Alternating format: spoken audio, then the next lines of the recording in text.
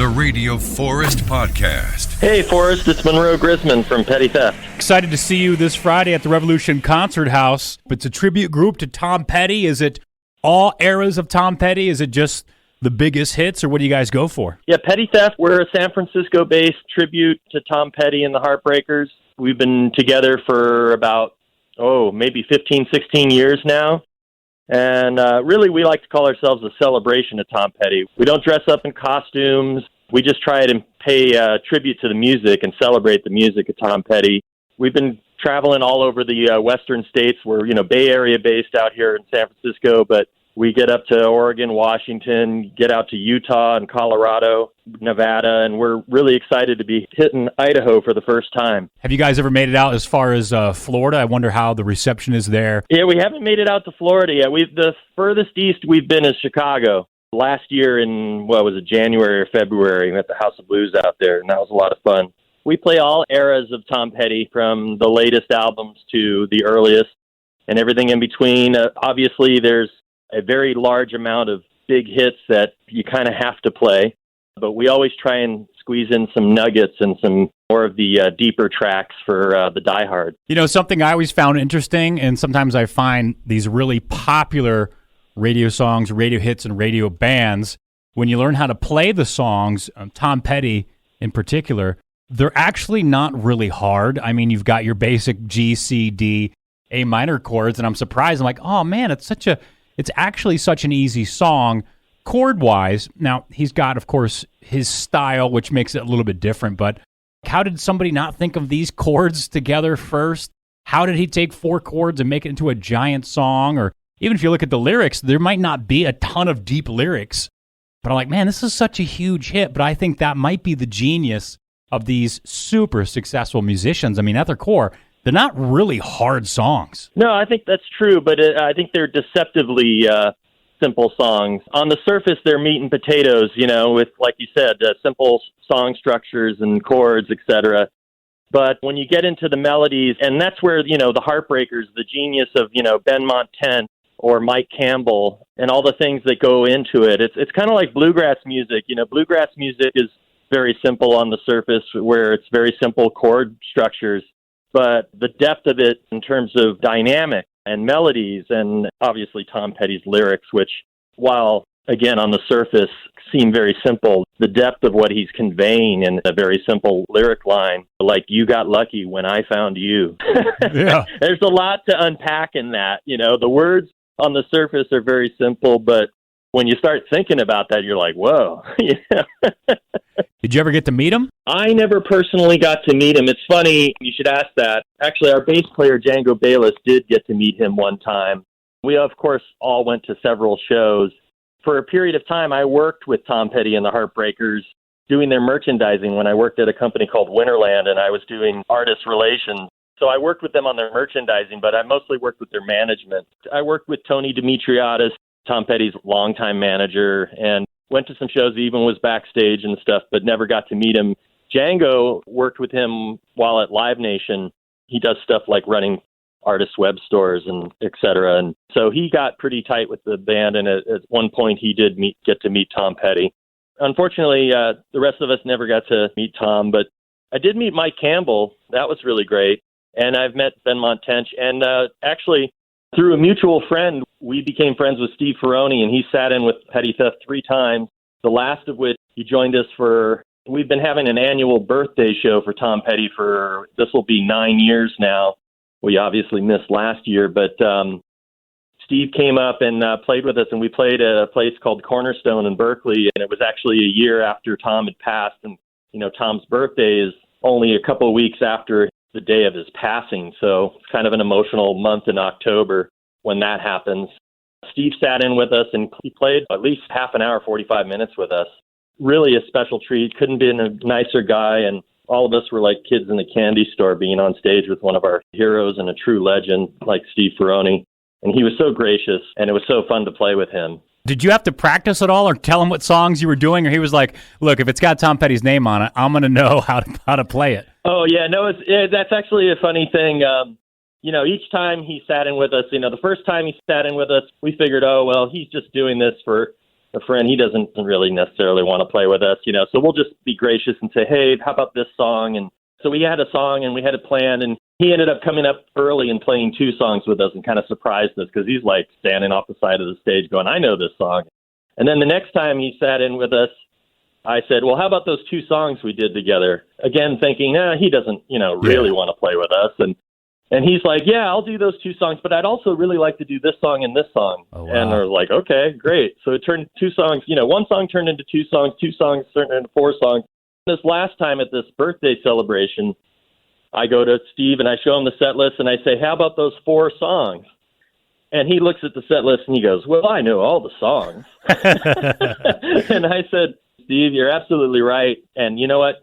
This is your night. So you come up and sit in with us anytime you like. So he got up and played 6 songs with us that night. And the really special thing about that night is it was basically only 1 year after Tom's passing. And it was basically, we were playing at a venue that was only 2 miles away from their last shows in the Bay Area at the Greek Theater, which, by the way, most of our band attended the very last show at the Greek Theater there. So it was a very emotional evening, and it was really special and really incredible. And Steve, actually, he introduced us and took a moment to speak to the fans, which, as the drummer in the Heartbreakers, he never got an opportunity to do. So it was just a really, really special evening for us, and I'm sure for him. He played here in Idaho several years before his passing. It was whatever the tour was with Steve Winwood. And so, I mean, I went. It was great. It was awesome as Tom Petty. I've seen him a bunch of times. But then after you realize like that was the last one, it's almost like the show is even better in my memory, not because of his passing, but then I realize how hard it is to be that good. And it's going back talking about how simple the songs are. Yet if I tried to do that, it'd be impossible. So what's it like now with some space looking back at the last performances there? I think it was the Hollywood Bowl, right? Wasn't that the last ones? Yeah, the very last show was at the Hollywood Bowl, and then he passed away about a week after that. Very tragic because he was scheduled to go in for surgery on his hip. He had some complications with his hip that he basically muscled through the whole tour. You look back on the shows, I went and saw him at Red Rocks during that tour. I saw him at the last show at the Greek Theater in the Bay Area here, but I was lucky enough to have an opportunity to go see the second night at Red Rocks. Everyone always wants to catch a show at Red Rocks, and I got really lucky that my first time going there was to go see Tom Petty and the Heartbreakers. And it was an amazing night, and actually it was the only night on the tour that they played swinging on the tour. And that only happened because there was a thunderstorm that came through Denver and the area, and they had to clear the stage for about a half an hour. Everyone else had to just kind of look for shelter where they could get it, which is at Red Rocks is not really any shelter. But anyway, the storm cleared away and they came back out, and Tom was in a really good mood, and they kind of jammed on some stuff, and then they decided to play swinging, and it turned out, I didn't know it at the time, but it turned out to be the only time that they played that song, and I love that song from the Wildflowers album. So very special and something that I'll always remember. What's the story with running into Mike Campbell? Because is this after he toured with Fleetwood Mac as well? Is this prior to the passing of Tom? Prior to the passing of Tom, Mike has a side band called The Dirty Knob. And actually, they just put out a record. Everyone should go check it out. It's a great record. Really, really great sounding record. Great tunes.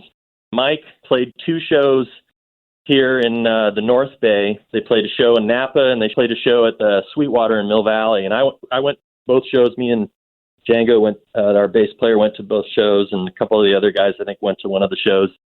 And it was very funny.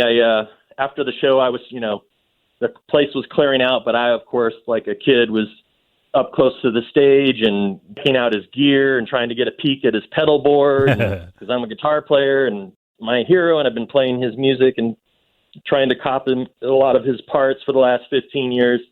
I got into a conversation with his tech, Chenner, who's a great guy. He's been working with the Heartbreakers for like 30 years. He's a great guy. We were kind of hanging there for a while, and the place had totally cleared out. Finally, we went downstairs, and we went to use the bathroom before we were going to get on the drive home because it was a bit of a drive. And when we came out, I look across between us and the exit of the venue at the other end of the bar. Who's standing there but Mike Campbell? And he happens to be talking to a good friend of mine, this guy Rob Bleedstein. He actually runs Sirius radio station for Pearl Jam, and he's a good friend of mine, actually. He looks over at me and Django and, of course, knows us and knows Yeah. our whole thing and sees that we're like gawking that he's standing there with Mike Campbell, and he motions to us, hey, come on over. It was a great introduction. It was somebody we knew that introduced us to Mike, and we had a nice 5-minute chat there before tour manager came in and said, hey, Mike, we got to go. Mike couldn't have been a sweeter, nicer guy. He took a picture with us, and I definitely encourage people to check out what Mike's doing these days with the Dirty Knobs. Again, he just put out a new record. Actually, the first record the Dirty Knobs have put out. It's great rock and roll. Yeah, I think they might have had something for Record Store Day. I went and bought it. Of course you did. Where does the song start for Tom Petty with you? What's the first song? What's the intro? What's the first one? You said you're a guitar player, so what's the first either part or song all the way through you learned to play by Tom Petty that kind of kicked off this admiration for the band? Wow, the first song I learned, I don't know if I could remember what song it would be. All I can say is it's actually kind of like we talked about. It's deceptively complex underneath the initial exterior. What I find is the more deeper we've gotten into it, now when like a song comes on the radio, I mean, some people would think, the last thing I want to hear is Tom Petty on the radio when I'm doing 60 shows a year playing Tom Petty all the time. But it's actually quite the opposite because I'm so deep in it now, 60 shows a year for 15 years. I hear all these things that I never heard before when I hear the recorded versions and stuff. There's like little nuggets and stuff, and sometimes you try to incorporate that. I think part of what works for us and why people really responded to us, we definitely don't try to be Tom Petty and the Heartbreakers. We don't try to look like them. We don't dress up like them. But we also, while we definitely try to nail and honor certain key parts, I'm not going to mess with the guitar melody line of breakdown. But we do take liberties in certain areas and kind of put ourselves into the music. And we have some jams in it where the band would jam themselves, put our personalities into it as if we were playing in the band ourselves, and we have fun with it. Dan, our singer, he's a really great singer. I personally don't think he necessarily sounds like Tom Petty, but everybody tells us they think he does. I just think he's a great singer, and he delivers the songs very well. And that's really what we try to do is, again, we try to celebrate the music and deliver it in a way that people want to hear it and that we have fun playing it. Our formula is basically we're kind of 40% the studio album, 40% cool live version that we gleaning from, and then 20% is just us being us. It seems to be a nice balance. For me, somehow I didn't get it when it came out, so I was a little behind. This might have been right before the internet was the thing that it is now. But that Johnny Cash album that came out and had all those covers on it, and it was the Tom Petty covers, like, oh, that's cool, and Soundgarden and all that stuff, and U2. Thought it was great, but then I learned that Tom Petty was playing, and the Heartbreakers were like his backing band. Wait, you can hear Tom singing harmonies.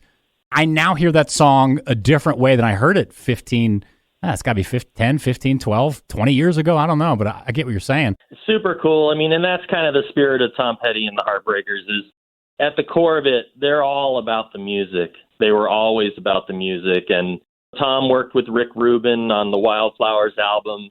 And so Rick calls up Tom and says, hey, I'm working with Johnny Cash. You want to come on down? And the next thing you know, he's working on it. Then he calls Mike Campbell in. And the next thing you know, they're all working on a Johnny Cash album together. And it just happens organically. That's the kind of spirit that we try to take on when we're playing this music is it's all about the music because it's such great music. I can't really think of it's really hard to find another catalog that rivals this in terms of bands of his era. I guess the Eagles would kind of be right there. Tom Petty's right up there with the Beatles, the Stones. Who has as deep a catalog? Very few. That's what makes it also fun to do. While there's about 17 songs that we kind of have to play, and it is actually really funny when I say that because that's the exact thing I read in a Rolling Stone interview where Mike Campbell, Tom Petty and Mike Campbell got interviewed. This was before Tom passed, and Mike was talking about going on tour, and Mike's like, yeah, well, when we do these arena shows, we have to play. There's about 17 songs we have to play. And when I read that, I was like, man, that's exactly it. Yeah. Because what you're not going to play Free Fallin'. You're not going to play Running Down a Dream. Last You're not going to play You Wrecked yeah. Me. You just go down the list, and you get to about 17 that you kind of just have to play, or people are going to be like, I can't believe they didn't play that. So that gives us about, if we're doing 2 sets like we are at Revolution Music Center on Friday, we get a room to throw in about 7 or 8 more off-kilter tunes. So there are a handful of videos that I find myself rewatching every week, performances, music videos, things like that. They're just kind of break through that stratosphere, and they're in a different world for me. And one of them, it's hard to find sometimes on YouTube because it's owned by SNL, but when Dave Grohl filled in on Saturday Night Live with Tom Petty and did Honeybee, just that opening, da-da-da-da, when Grohl comes in, like how... No, he totally crushed it. That was really cool. And again, that, in the spirit of the Heartbreakers, like Tom apparently offered him the gig, but Dave had a sense that he was going places with his thing. As crazy as it was to turn down his heroes, he did, and then Steve Ferrone came into the picture. But yeah, that's definitely a classic. And for me, Dave Grohl's kind of age-wise, he's kind of a peer. I came up in that generation, and to see one of our own playing with the Heartbreakers was like kind of living vicariously through Dave Grohl, which Dave Grohl's whole career is kind of like that, everything. For people like me is like everything. They're okay, great. Now you're jamming and recording with Paul McCartney, you lucky bastard, Yeah, he's in a band with John Paul Jones. Yeah, all of it. Yeah, a lot of us live vicariously through Dave Grohl, but yeah, that's definitely a special moment. And Honeybee is another great one from the Wildflowers album. There's so much there with Tom Petty, and obviously the Travelin' Wilburys, which we try and incorporate. We usually do 1 or 2 songs like from the Wilburys every once in a while too. So, would you recommend then? I don't want to put you in a situation where you feel like you have to say yes. I haven't gotten it yet. I know another big Tom Petty fan that bought it, loves it. But since we've mentioned the Wildflowers album a couple times, Wildflowers, I think it's called Wildflowers and All the Rest. It was supposed to be a double album. The label didn't want him to, so it's been re-released now since he passed. Did you pick that up and listen to that B-side, as it were? I haven't. Would you recommend it as a deep Tom Petty fan? Oh, yeah, definitely. Definitely as a Tom Petty fan, but also, Wildflowers was is my favorite album. And it was also, I had listened to Tom Petty when I was younger and had a couple of his albums, but it kind of faded to the background. And I was, at the time, getting into bands like Soundgarden and during the early 90s. And then the Wildflowers album came back. And for me and a lot of the musicians locally that I was playing with or hanging with, we kind of all were like, whoa, blown away, kind of reconnected with Tom Petty then. And little did I know, a few years later, I'd start playing this music. So yeah, the Wildflowers, that was a must-have for me, and definitely love listening and gleaning the nuggets from that. And I love all the extras that they've got in that package. I'm also slightly obsessed with Flying V guitars. I think they look so cool. And then when you go back in time and realize they kind of started in the blues world and just somehow got adopted by the metal community, it's not just Judas Priest and Megadeth and the Scorpions, but blues guitarists, and also the early shots of a young Tom Petty and that Flying V, for me, is like the biggest balls. It just looks so awesome. I don't know what it is. A young Tom Petty with the Flying V just makes the hair in my arm stand up. Do you throw a Flying V then into the set?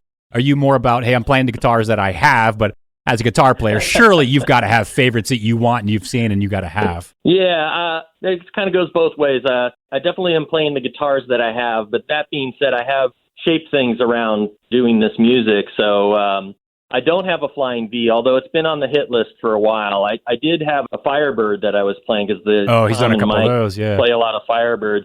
Actually, that's one of the great things about going to a Tom Petty and the Heartbreaker show. Them and the Black Crowes, basically after every song, the guitar players are switching out. For guitar players, it's like the whole night is like, oh my goodness, slobbering over guitars.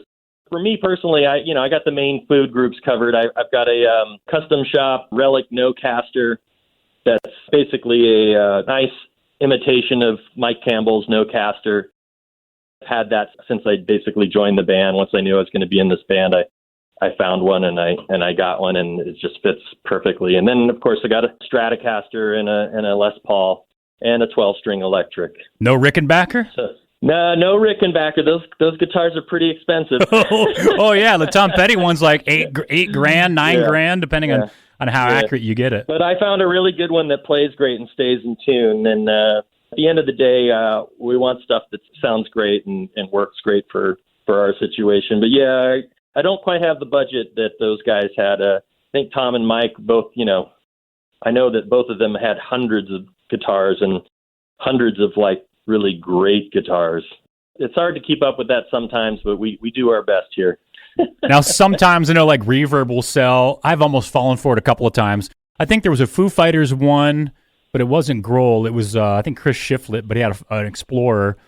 Maybe it was Neil Schon, but his was more of a for charity. Mike Campbell I know what you're talking about. I'm on Reverb all the time, and Mike Campbell actually just did a store a few weeks ago. No way. And everything sold out like in 24 hours. Of course. I think eventually, though, I'm probably going to bite the bullet and do one, because sometimes you can get something for like $1 or $2 grand that I'm like, all right, I might not be able to just pull that out instantly in a minute. But if I look over my life, I'm never going to be like, oh, I wish I wouldn't have bought a guitar that Mike Campbell played. Well, I don't know. You know what I mean? Like, there's really no value. Yeah. Like, you can't, I don't know if you've been to the Museum of Pop Culture in Seattle, but I'm like, oh my God, this would be my house. Like, look at all these guitars. Yeah, I have been there. I've been to that. It was pretty cool. I really loved all the Jimi Hendrix stuff, and, that they had like the mixing console from Electric Ladyland Studios and stuff, and handwritten lyrics and stuff. Very cool stuff. So say if I was your financial backer, like Jim Irsay of the Colts bought, stuff from Pink Floyd and stuff, what's one guitar you would have? Any famous guitar you want, or if it's not a famous one, any model you'd want? Oh, yeesh. That's a really big question. Because if someone asked me your favorite band, your favorite song, I'm like, well, it changes every single minute in my life. Yeah. But what are some of the bigger ones? You mentioned Hendrix. Would you go something with Tom Petty? Would it be a Johnny Cash? Would it be Journey? It'd actually be kind of cool to have, if it were available, to have Tom Petty's. He had this custom telly that had the wildflower sticker on it. It's a very famous guitar that he played all the time. That would be, in terms of playing in Petty Theft and stuff, that would be a great guitar to have if the sky was the limit. Jimmy Page's. Paul would be your good one. That would be cool. That would be really cool. Kurt Cobain's acoustic one set the record, because I know, like I said, Jim Irsay bought the David Gilmour's guitar, his right. The Blackie, whatever. But then, I can't believe like that Kurt's beat, Jimi Hendrix and Pink Floyd. But it just depends on what's at the moment and what you're willing to spend. But right, yeah. It's Monroe. It's Petty Theft from San Francisco, rolling through Idaho. First time playing in Idaho. It's at the Revolution Concert House this Friday. Monroe, man, thanks for the call. Thanks for answering all the questions. We'll see you on Friday. Hey, appreciate it, man. It was a great conversation. I feel the love for Tom Petty. Hope people will come out and celebrate the music with us. We promise you a great time. Bring your singing voices, because we got a lot of sing-alongs.